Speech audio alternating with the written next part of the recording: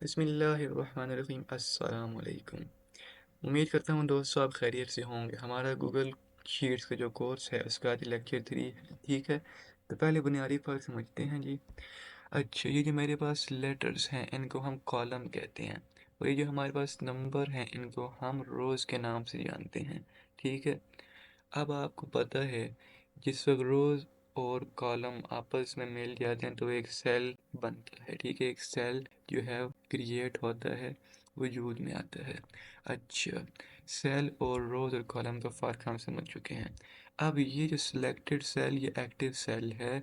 इसको हम यहाँ पर आप देख लें नेम बॉक्स के नाम से या एड्रेस बॉक्स के नाम से जानते हैं, ठीक है।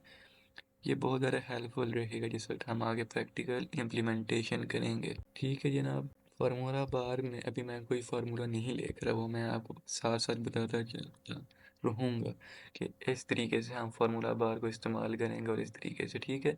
अब बेसिक कॉन्सेप्ट एडिट टैब के हवाले से हम समझने जा रहे हैं अनडू और रीडू का कॉन्सेप्ट, ठीक है। अब A1 में मैं लिखता हूँ 45 और B1 में मैं लिखता हूँ 55। आप इसी टाइम टाइपिंग तेज़ कर रहे हैं तो आपसे गलती से कुछ और लिखना चाह रहे थे, कुछ और लिखने हो गया, ठीक है। जिस तरह मैं लिखना चाह रहा था 65 और यहाँ 55, तो मैंने लिख दिया 45 और 55। तो अब इसको ठीक कैसे करें? आप चाहते हैं ये ख़त्म हो जाए, कंट्रोल Z कर दें 2 बार, तो आपके पास वैल्यूज़ वापस नॉर्मल डिफ़ॉल्ट हो जाएंगी, जैसे हमारे पास डिफ़ॉल्ट वर्कशीट थी। आपने इसको नॉर्मल या आप कह सकते हैं जो तमाम चेंजेस रिवर्स कर दिया। अब इस रिवर्स को वापस कैसे करेंगे कि उन नंबर को आप ले आएँ शीट के ऊपर, तो ये रीडू का कॉन्सेप्ट है।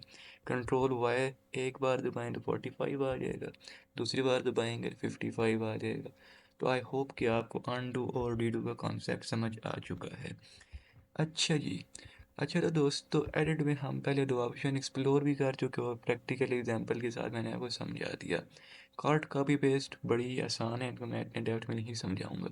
अच्छा, ये जो पेस्ट स्पेशल है ये इस्तेमाल किया जाता है जिस वक्त डेटा आप किसी और जगह से कॉपी करके लाना चाहते हैं, जैसे प्रेजेंटेशन वाली सॉफ्टवेयर से। ये डिपेंड करता है आप क्या रखना चाह रहे हैं उसमें से। अगर आप कोई वैल्यू रखना चाह रहे हैं तो सिर्फ वैल्यूज़ ओनली पे क्लिक करेंगे। फॉर्मेट उसकी वैसी कॉपी करना चाह रहे हैं जिस तरह उसका लेआउट है तो फॉर्मेट ओनली पे आप जाएंगे। सिर्फ फार्मूला कॉपी करना चाह रहे हैं तो सिर्फ फार्मूले पे जाएंगे। तो इस तरह ये तमाम के तमाम, ठीक है। अच्छा, ये बड़ा मज़े का है जी ट्रांसपोज। ट्रांसपोर्ट कहते हैं उलट को। अगर आपका डेटा रो में है जिस वक्त आप ट्रांसपोज दबाएंगे तो वो कॉलम में तब्दील हो जाएगा, इस चीज़ का नाम ट्रांसपोज कहलाता है। अब कॉलम की चौड़ाई कितनी हो, ठीक है, जितनी भी होगी उस कॉलम के मुताबिक आप कॉलम का जो चौड़ाई वाला डेटा है वो कॉपी कर सकते हैं। ऑल एक्सेप्ट बॉर्डर, सब कुछ कॉपी हो जाए सिर्फ बॉर्डर ना कॉपी हो। उसके टेबल के अंदर अगर आपने बॉर्डर अप्लाई किया हुआ है, सिर्फ आप डेटा रखना चाह रहे हैं, बॉर्डर छोड़ चाह रहे हैं, तो आपके पास ये वाला ऑप्शन मौजूद है। फिर मूव करना चाह रहे हैं आप with in this spreadsheet software के अंदर किसी और के अंदर नहीं यहाँ से, तो फिर आप ये वाला ऑप्शन इस्तेमाल कर सकते हैं। डिलीट करना चाह रहे हैं कोई रो या वैल्यू तो आप कर सकते हैं।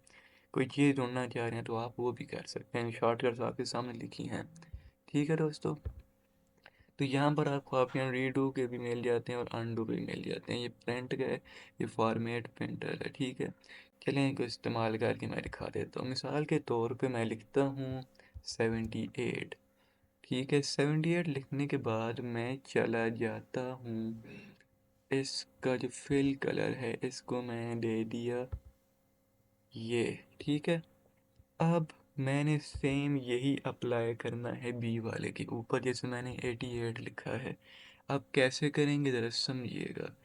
इसको आपने सेलेक्ट करके रखना है, ठीक है, और फॉर्मेट पेंटर के ऊपर दबा देना है और इसके ऊपर सेलेक्ट कर देना है, तो आपका जो फॉर्मेट पेंटर है वो सेम लेआउट इस पर कॉपी कर देगा।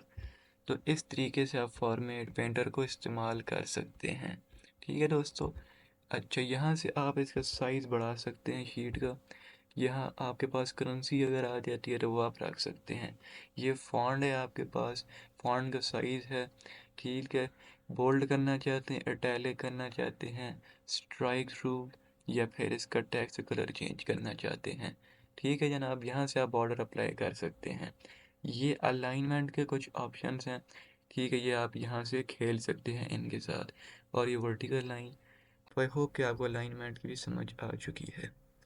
तो ये कुछ बेसिक ऑप्शंस आपके साथ मैं एक्सप्लोर कर चुका हूँ। मज़ीद कुछ ऑप्शन हैं, जैसे लिंक कैसे क्रिएट करते हैं, कमेंट, चार्ट शार्ट, फ़िल्टर कैसे करते हैं, फ़िल्टर व्यू क्या होता है, फंक्शन, ये सारी चीज़ें हम नेक्स्ट लेक्चर में देखेंगे और अपना काम शुरू करेंगे। आज के लिए इतना ही। अब मैं आप लोगों को असाइनमेंट भी देता हूँ लेक्चर 1 और लेक्चर 2 के हवाले से, ताकि आप लोग जो लेक्चर 1 और लेक्चर 2 में है उससे प्रैक्टिस करके थोड़ा सा अपने आप को जज कर सकें कि किस स्टेज पे आप गूगल शीट्स के हवाले से खड़े हैं। कहीं आपको समझ नहीं आती असाइनमेंट में तो आप आसानी पूछ सकते हैं। ठीक है।